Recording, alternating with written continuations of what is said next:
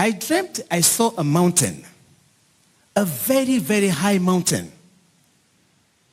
And I was like a baby, small baby, 8-month baby, wearing diapers. I looked at the mountain so high. When I turned, I saw a man as tall as the mountain, a black man having beard.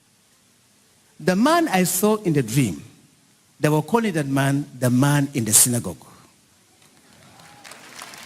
Wise man, Prophet Racine, one of the wise men raised by Prophet T.B. Joshua, revealed the deep, sacred, powerful way he came in contact with Prophet T.B. Joshua. According to him, God himself brought him in contact with this great man of God, called Prophet T.B. Joshua. He called him the man of the synagogue. Prophet Racine said during his boyhood days, as a young man, he was desperate to fend for his life. Thus, he made it abroad, as many young Africans would do. And he was abroad for 22 years from his home country, Senegal. Everything was going on well. He had established businesses and relationships for these years. But after 18 years, something happened that destroyed everything that he was proud of. The business that he was proud of collapsed, and the relationship that he has built over the years also collapsed at the eve of Christmas. He stated he was stranded and frustrated on the street, looking for a hotel that he couldn't find one, and after 4 days he could book into a hotel that he was so exhausted and he fell into a deep sleep. He had a dream, and in this dream he saw a very huge mountain in front of him. And in that dream, he was like a baby, still putting on diapers, like a baby of 8 months. And there was a giant man standing beside the mountain. And this man was the same height as the mountain. He looked at this man, and this man was a dark African man. In this dream, as a baby, he was struggling to climb the mountain, but he could not. And he got up from this dream, and he knew immediately that the man that was standing beside the mountain, the same height with the mountain, could help him to climb this mountain. Thus, he started his journey of looking for this man. But it was not easy for him. He started going from one man of God to another, from one church to another, till after 4 years of search, then he pleaded to God. He said, God, you showed me this man, and you revealed it to me that this man can help me. Please help me to get in contact with this great man of God. So one day he was watching a video of a powerful man of God doing signs and wonders. They called him the man of the synagogue. He left that day, went back to his hotel, and he had another dream. In this dream, he saw the map of Africa. The map of Africa was before him clearly, and the location of Nigeria was beaten like a heartbeat. Thus, it was clear to him that he had to go to Nigeria. The next day, before his boss, he asked for a permit, telling him that I want to move to Nigeria. His boss was confused. He asked him, Nigeria, are you okay? And his response was, yes, there's a great man of God in Nigeria that I have to meet. To his surprise and shock, the boss got up and signed his permission to leave and book his ticket to Nigeria. This was a miracle on its own. And this is how the young Prophet Racine made his way to Nigeria. He said he met the man of God one-on-one, and the man of God gave him a short note that he has kept it for all his life. Behind the note, he jotted the date, March 2002. Prophet Racine concluded, I will keep these notes my whole life. Brethren, I want to just tell you a very short story about me. Yes. Like many African people here, we believe that the green pastures are when you go to Western world. That's I did. And I lived there for 22 years. Worked with people, meet different sorts of people. I thought I had arrived on the outside. But one day, after 18 years, something happened. Something happened that turned my life around. All that I counted dear, important, collapsed in one day.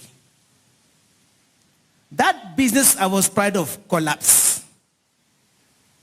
That relationship I was into for so long collapsed in one day at the eve of Christmas, 1998. I find myself stranded in a foreign country. I know nobody. I find myself in the street. Stranded in the street, nowhere to go. I didn't know anybody. I have my bag, a phone I switched off, and I was roaming about knowing where to go on a Christmas day. That day, my whole life said, is it what you have come here to do in this country? What are you going to do? What is the way out? Imagine what can go through the heart of such person. Happening on the day of Christmas. Everybody in his home fellowshipping and dancing and whining. I was looking for the hotel. I couldn't find any. And I entered one hotel one day. I was overwhelmed. I entered a room, tired, and I slept. And I had a dream. I dreamt I saw a mountain, a very, very high mountain. And I was like a baby, you know, a small baby, 8-month baby, wearing diapers. I looked at the mountain so high. When I turned, I saw a man as tall as the mountain. A black man having beard. I look at the mountain. I look at the man. I say, how can I go there? I look at the man. The man looked at me and smiled. I woke up. When I woke up, something strange happened to me. There was a small light as if you lit a candle. At that moment, I say, who is this man? My focus changed immediately. I forget about my trouble. I forget about this. I say, who is this man? I looked for that man from town to town. I traveled to different countries to look for that man. Anytime I hear there's a man of God here, I run there. After 4 years, my life didn't change. The trouble was still there. One day I say, God, if that dream is true, I will not allow water to enter my mouth or food to enter my mouth until you reveal me that person. For good 6-7 days, I was there. And something happened. Let somebody say something happened. On Monday, a friend called me. He said, let's go to the prayer meeting because they are going to show something very special, very strange. So I came there. What I saw shocked me. The man I saw in the dream, they were calling that man the man in the synagogue.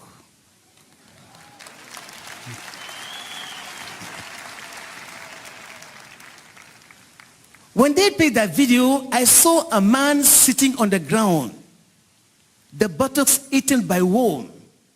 The man was abandoned. I was shocked to see the image. I said, how can this person live? Immediately he came and prayed for that man. When I saw the video, the man was healed, delivered, as if he never was sick. I say, this is the man.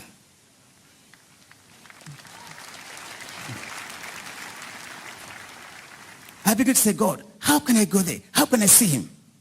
I slept. Another dream came, showing me the map of Africa.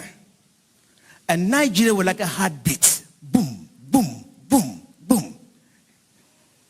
When I came to my office next day, I told my boss, I want to go to Nigeria.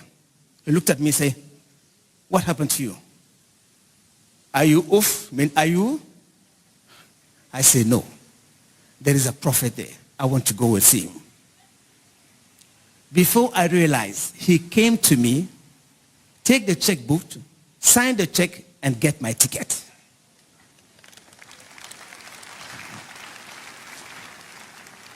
So I came here on February 2002.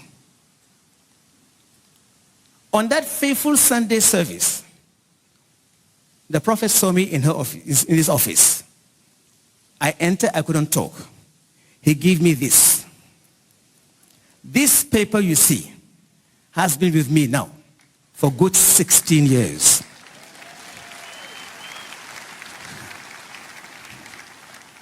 He looked at me and said, what are you doing?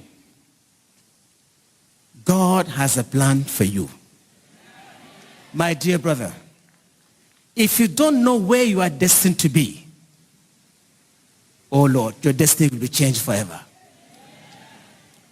He gave me this. I took it and I read. He said, God will give you all that he has for his heirs. That day I understood I'm a child of promise.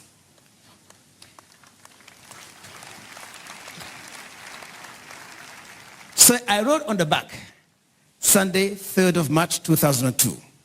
Immediately I read, something crossed my mind and said, if you believe in God, you will succeed. If you believe his prophet, you will prosper. So I went to the scripture and I write it, 2 Chronicles 20:20. And today, my dream has come to pass.